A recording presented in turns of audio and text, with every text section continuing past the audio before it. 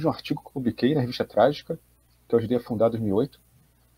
Eu pesquiso Nietzsche desde os 20 anos, desde quando entrei na graduação.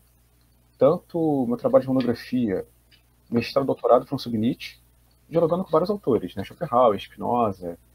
Mas o Nietzsche está no coração, né? É um autor que, querendo ou não, desde a adolescência também a gente costuma já ouvir, né? Por causa da literatura, cinema. É um autor muito pop, né? Digamos, de muito impacto na mídia. Então, essa ideia é o seguinte: Nietzsche, no Anticristo, ele fala, mas é o seguinte, que somente a prática evangélica conduz a Deus, entre aspas. Ela é justamente Deus. Ou seja, Nietzsche, no Anticristo, apresenta uma das leituras mais extraordinárias sobre a análise da religião.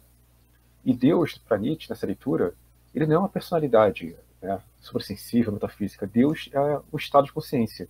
Deus é um puro afeto. Deus é uma vivência de amor, de alegria, de comunhão. Né?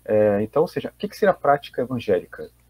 É o amor, é a caridade, é a compreensão do outro, o perdão, o poder transformador dos afetos sagrados que a experiência de Jesus proporcionaria ao ser humano, aplicada na vida concreta.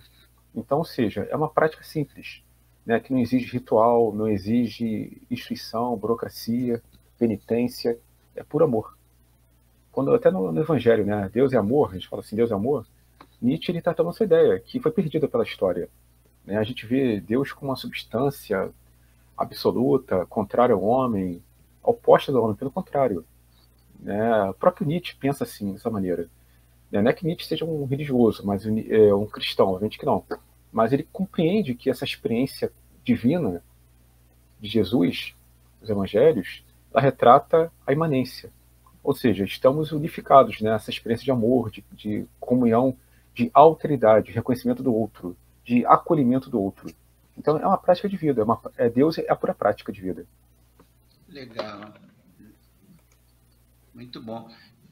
Eu creio que eventualmente o Nietzsche seja mal compreendido. Mais para o final eu vou conversar sobre isso com você. Eu queria que você falasse um pouquinho, Renato. Nossa, você tem lido, pesquisado, estudado o Nietzsche desde os 20 anos, né? De que modo o Nietzsche, no contexto das tuas pesquisas, ele compreende a noção de Deus? Então, isso é algo interessante também, porque desde o Nascimento da Tragédia, essa experiência do divino já está contemplada por Nietzsche. Né? A obra de juventude, assim, é uma tragédia, a relação entre Apolo e Dioniso, e vai usar Apolo e Dioniso como antagonismos em relação ao Deus cristão. Ou seja, de um lado, o Deus da imanência, de uma religião da vida, uma religião, né, da beleza, da saúde, uma religião que tinha um caráter extramoral na leitura de Nietzsche. Ou seja, uma religião que não está preocupada com certo e errado, mas em afirmar e embelezar a vida. Nietzsche, ao longo da sua trajetória, ele vai sempre apresentar uma leitura bastante cáustica, iconoclasta em relação ao divino. Né? Sobretudo, o Deus institucionalizado. A ideia de Deus, né, que foi cooptada pelas religiões tradicionais, judaísmo, cristianismo em especial. Só que é interessante que no Anticristo, que é essa obra de maturidade, com toda a leitura que Nietzsche, né, desenvolve em relação a Tolstói, Dostoiévski, Ernest Renan, David Strauss, Nietzsche vai apresentar uma leitura de Deus que está além dessa experiência burocratizante e, usando a linguagem webriana, a ideia da jaula de ferro, ou seja, é um Deus que está além das instituições. É uma experiência singular, né? Singular que pode ser compartilhada na comunhão do amor, dos afetos. Então, no Anticristo, esse Deus que a gente está colocando aí, né, a prática evangélica conduz a Deus, ela é justamente Deus, é o Deus que está além do Estado, está além do contexto de uma leitura dogmática, teológica e clausurante. Ou seja, é a pura expressão da prática evangélica, né, que é desprovida de qualquer tipo de normatividade, qualquer tipo de coerção.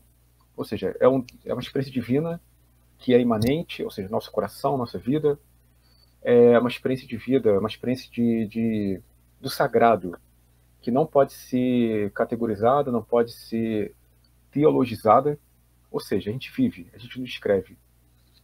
Né? Ok, Renato. Bem legal. Eu queria que você falasse um pouquinho mais sobre essa questão da perspectiva imanente e extramoral. Isso é importantíssimo para entender essa leitura de Nietzsche. Imanente, porque ao longo da história do cristianismo, Deus sempre foi colocado como o grande outro do homem, né? O antagonismo. Então, ou seja, se um homem é falho, Deus é perfeito. Se o homem é finito, Deus é infinito. Né? Até mesmo Feuerbach coloca bem isso na essência do cristianismo. Né?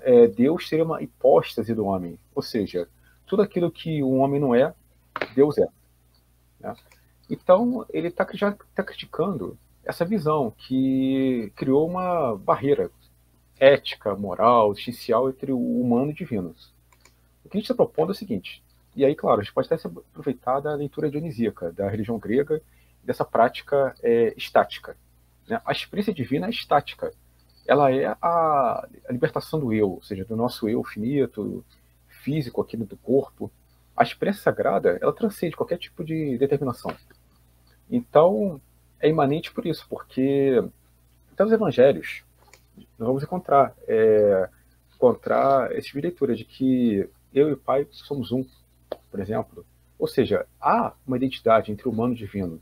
Ela foi perdida não pelo pecado, como a igreja vai dizer, ela foi perdida pela própria instituição cristã, por exemplo, porque afastou o homem do divino. As religiões arcaicas, elas vivenciavam a experiência divina na natureza, né, no dia a dia, uma experiência concreta, ou seja, o tempo todo a natureza é divinizada, o tempo todo a nossa vida é divinizada, nossa vida é sacralizada. Mas as religiões tradicionais, monoteístas, por exemplo, elas vão estabelecer esse distanciamento. Então, ou seja, para ser possível que a vida humana consiga alcançar o divino, não depende da moral, não depende de normas, de prédicas, depende do coração, do afeto, do amor. Né? Ou seja, a conduta mais singela e singular, ou até mesmo a capacidade de contemplar a natureza, ou perceber a alegria de viver, são muito mais impactantes a nível sagrado do que a adequação do homem a normas. Então, essa experiência divina que a gente está colocando, ela não depende de regras, não depende de instituição. Né? Ou seja, não depende de mediações. O problema é que a instituição cristã, ao longo da história, ela criou uma série de rituais, barreiras, para estabelecer a conexão do homem com o divino. Não tem nada disso, não tem mediador. Não precisa de mediador. A experiência divina é imediata. A experiência divina é imediata.